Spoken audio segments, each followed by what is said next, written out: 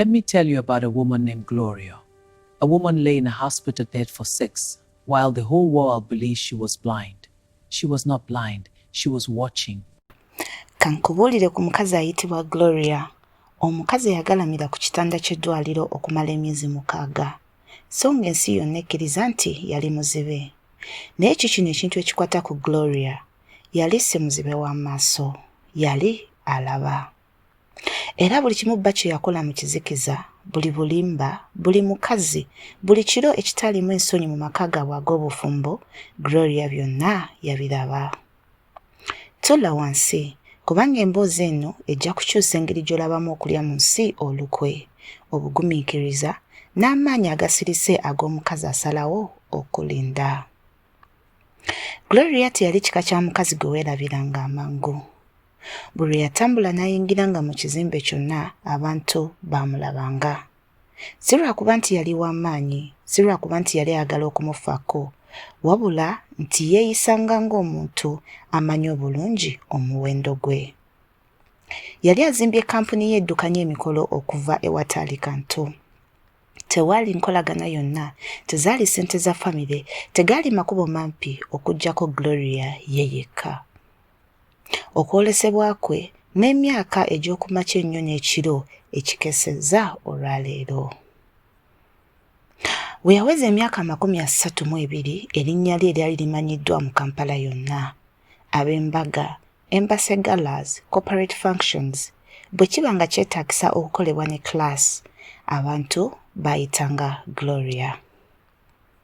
Yatuuka ku buwanguzi, yali assessira ku nsonga eno era yali musanyufu.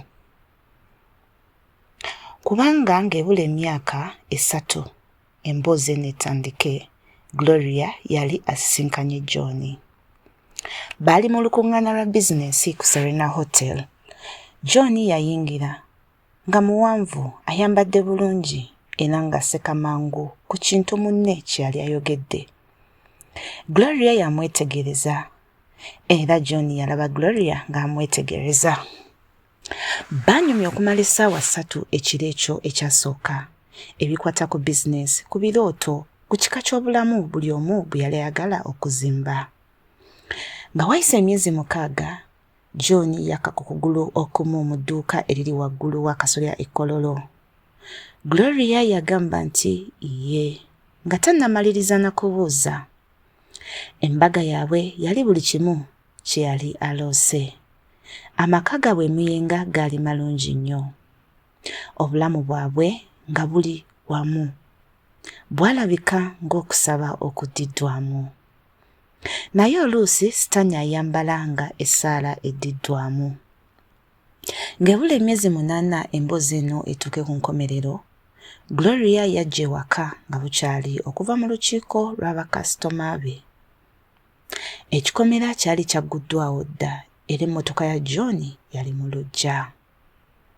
Yatambula n'ayingira mu nnyumba ye n'awulira enseko nga ziva waggulu, enseko z'omukazi. Wabula Gloria yali mukazi w'amagezi. Yeegamba ayinza okuba nga kazini, ayinza okuba mukwano gwabwe nga bakyaliddeko. Naye amagulu ge gaalekeraawo okukola ku madaala ago, kubanga omubiri gwe gwali gwategedde dda ebirowoozo bye bye byali bigaana okukkiriza. Yasika n'aggulawo oluggi olw'ekisenge kyabwe. Ekisenge kye yali yayooyota, buli kantu akaalondebwa n'omukwano era nga waliwo John. John yali ng'ali ne sekretare we mu kitanda kya Gloria kyennyini. Ekisenge kyasirikira ddala era bombi baafuna okutya. Akamwa ka John kazibuka naye nga tewaali kikavaamu. Ate Gloria yaggalawo oluggi mu kasirise. Yatambula n'adda wansi ku madaala. Yalinnya emmotoka ye yavuga n'agenda ku ssundiro ly'amafuta ku Gaba Road. N'atuula awo okumala essaawa 2 ng'atunudde butunuzi ku siteeningi, ng'abuuza Katonda ekibuuzo ky'ataalina bigambo. Akawungeezi ako yaddayo eka era yafumba ekyeggulo. Yamwenya emitala w'emmeeza, yanywegera John ekiro ekirungi. Era nga yeebase bulungi ku mabbali ge otulo tw'omusajja talina muntu ow'omunda. Gloria yali agalamidde ng'atunudde butunuzi ku siiringi ng'ali mu kusalawo. Yali tagenda kuvaawo nedda, si bw'atyo. Laba, Gloria yandibadde asobola okupaakinga ensawo ze ekiro ekyo. Yalina eddembe lyonna okukikola. Yali asobola okukubira looya w'essimu n'aswaza John mu lujjudde n'atambula ng'ekitiibwa kye tekikoseddwa. Naye waliwo ekyamugamba nti okugenda mu kasirise kyandireetera John okugenda mu ngeri ennyangu ennyo. Yandibadde amala gagenda mu maaso n'awasa sekretale we. N'addamu okuwandiika emboozi ng'agamba abantu nti Gloria ye yali ekizibu. Nedda. Gloria yali ayagala amazima gonna, buli mukazi, buli bulimba, buli kintu ekitaliimu nsonyi omusajja ono kye yali akoze ng'ayambadde empeta ye. Yapangisa omunoonyereza w'obwannannyini mu kasirise. Yatandika okutambuza ssente ku akawunti ez'enjawulo. Yawandiika ebiwandiiko by'amasimu, risiiti, enkola. Okuzimba omusango mu ngeri looya gy'azimbamu omusango. Naye yali yeetaaga ekintu ekirala kimu. Yali yeetaaga okutuuka ku bigenda mu maaso munda mu nnyumba eyo nga taliiwo. Era awo Gloria we yasalawo ekisinga. Yakola akabenje. Emboozi eyayogerwa buli muntu yali nnyangu. Gloria yabadde ava ku mulimu, bodaboda n'esala emmotoka ye ku lw'entebe. Enkosa yaayo yali mbi. Yaddusiddwa mu ddwaliro lya International Hospital. Omusawo, mukwano gwa famire eyeesigika eyali amanyi amazima amajjuvu, yazannya omulimu gwe mu ngeri etuukiridde.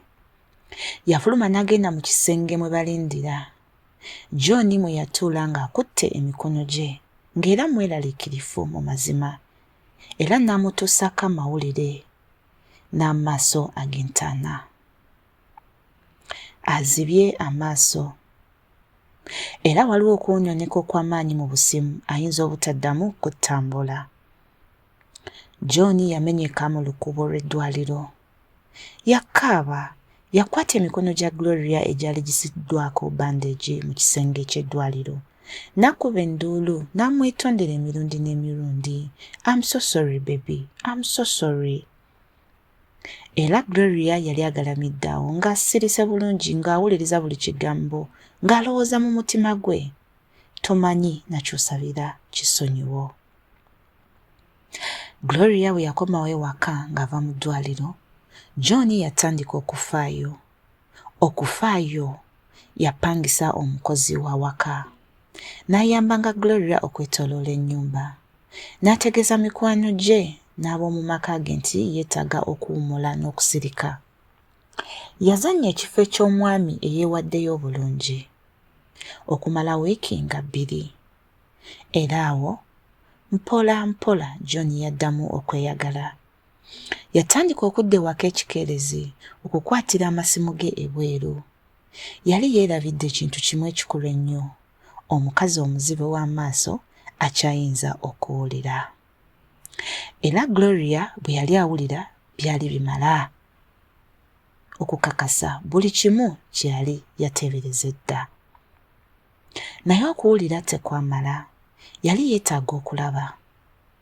Kale akawungezi akamu John bwe yafuluma, Gloria eyali amaze wiiki eziwera ng'atambula mu nnyumba mu nkokoto, yateeka n'obwegendereza kamera entonotono. Yazikweka mu ddiiro, mu kisenge ne mu mulyango oguyingira. Era awo n'atuula wansi era n'atandika okulaba. Kamera ezo bye zaakwata mu myezi egyaddirira byali bisukka ekintu kyonna Gloria kye yali alowoozezzaako. John teyayingiza mukazi omu mu nnyumba eyo. Yaleeta abawerako. Sekretale yali wa bulijjo, naye waaliwo n'abalala. abakyala okuva mu ofiisi ye, abakyala okuva mu kitundu, abakyala Gloria be yali asisinkanyeeko mu nkuŋŋaana z'abantu, n'abamwenyiza n'okubaaniriza mu bulamu bwe. Era John, omusajja eyali akaaba mu lukubo lw'eddwaliro, bonna yabakyaza nga tebalina musango. Nga tewali nsonyi wadde okutya, kubanga yali akikkiriza nti mukyala we yali muzibe, era ng'asanyaladde mu kisenge ekiddako. Gloria yalaba buli lutambe, buli kimu yakiwandiika mu katalogu, buli fayiro yagitereka mu ngeri ensirifu era ey'enkola entuufu. Wabula teyakaaba. Yali yamala dda okukaaba, kati yali akuŋŋaanya bujulizi bwokka. Nga wayise emyezi 6 nga kabenje kagweddewo, Gloria yayita John n'ayingira mu kisenge mwe batuula. Yayogera mu bukkakkamu, ng'amaaso tegatunudde mu ngeri gye yali amanyidde, ng'emikono agizingidde mu kifuba. John, njagala okutegeka akabaga ak'okwebaza. Njagala okwebaza Katonda olw'okumpangaaza. Njagala mikwano gyaffe ab'omu maka gaffe bannaffe buli omu bakuŋŋaane era tusabire wamu.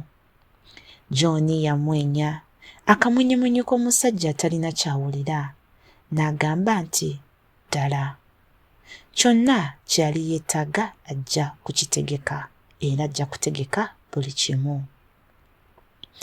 John yapangisa ekifo.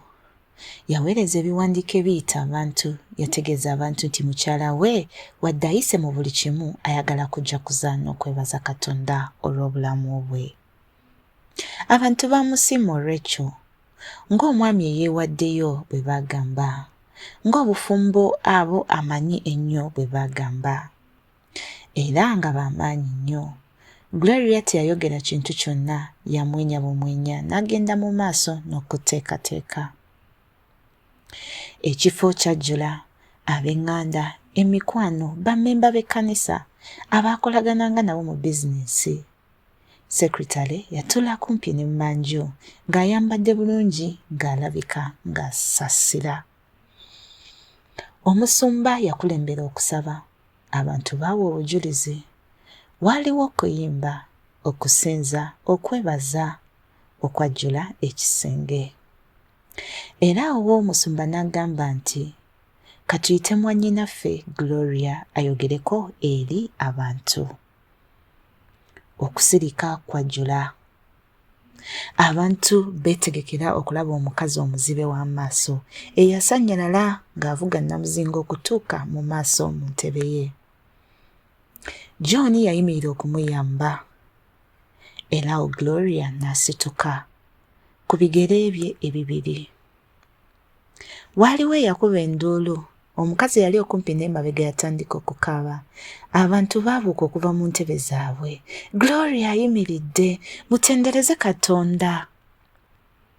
Feesi ya John, oluvannyuma abajulizi ne baginnyonnyola, yafuuka njeru ddala. Gloria yatambula n'agenda mu maaso g'ekisenge.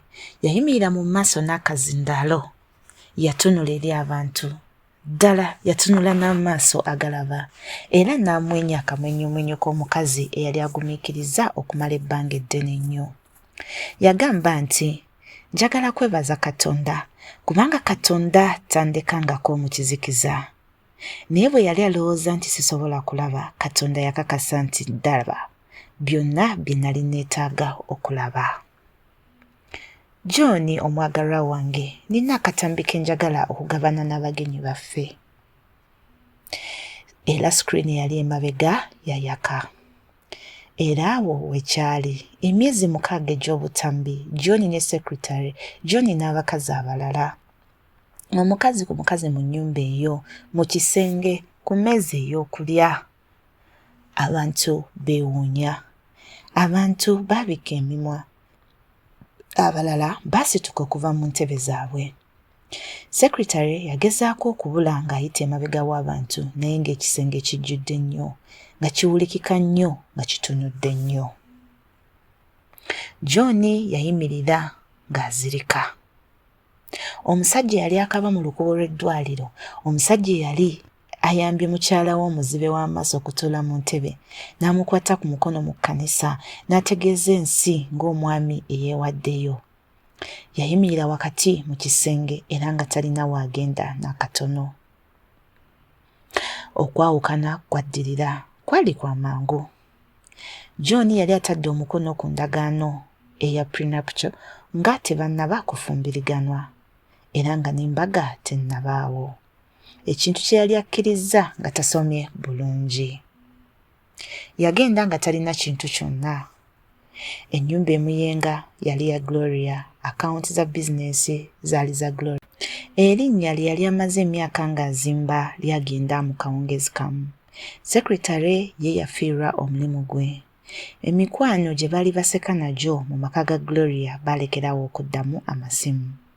Enkulungo y'embeera z'abantu eyali yeegomba John yeeyawula mu kasirise. Ate Gloria yaddayo ku mulimu.